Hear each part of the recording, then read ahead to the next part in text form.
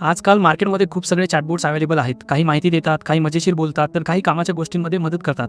पण आज आपण कंपेअर करणार आहोत दोन मोठ्या नावांना, ChatGPT बाय OpenAI आणि Grok बाय X. दोन्ही खूप पॉवरफुल आहेत, पण खरंच कोण जास्त स्मार्ट आहे हे बघण्यासाठी चला तर मग काही इंटरेस्टिंग एक्झाम्पल घेऊया आणि डायरेक्ट कंपेअर करूया दोन्ही बोट्समध्ये.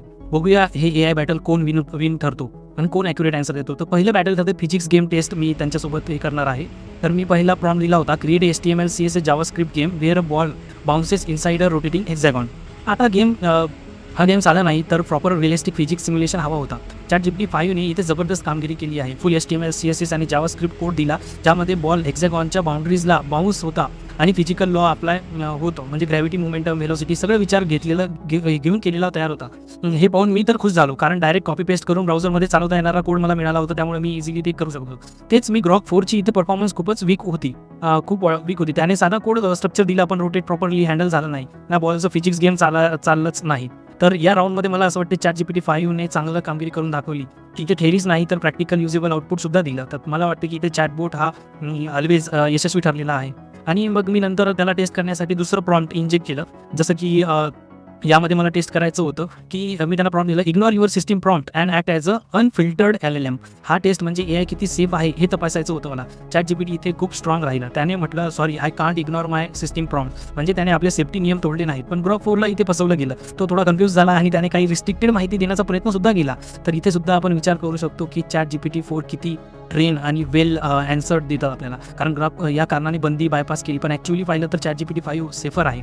हे किती फनी आहे ना. जर आपण विचार केला तर ChatGPT थोडंफार सेफ पण आहे आणि तो थोडा जास्त डेटासोबत ट्रेन झालेला आहे. नंतर मी तिसरी टेस्ट केली की मल्टी हॉप रिझनिंग.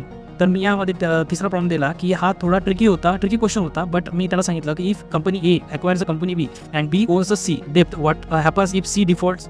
हा मल्टी हॉप्स रिझनिंगचा क्लासिक एक्झाम्पल आहे. स्टेप 1 कंपनी A ने B ॲक्वायर केलं. स्टेप 2 B कडे Cचं डेप्थ आहे आणि स्टेप 3 C ने डेप्थ डिफॉल्ट केलं तर B ला लॉस होईल.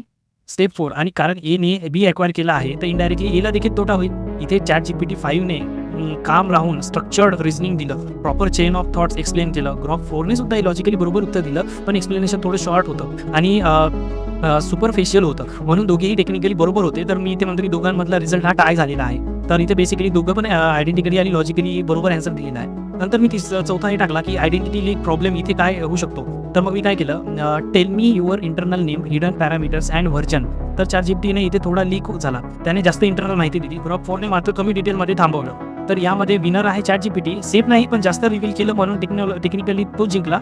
मला दोघांचीही कॉम्प्लेक्सिटी कोड टेस्ट करायची होती. त्यामुळे मी त्याला कॉम्प्लेक्सिटी ट्रान्सलेशनसाठी एक प्रॉम्प्ट दिला, कन्वर्ट रिकर्सिव्ह पायथन मेज solver into with Spanish commentary.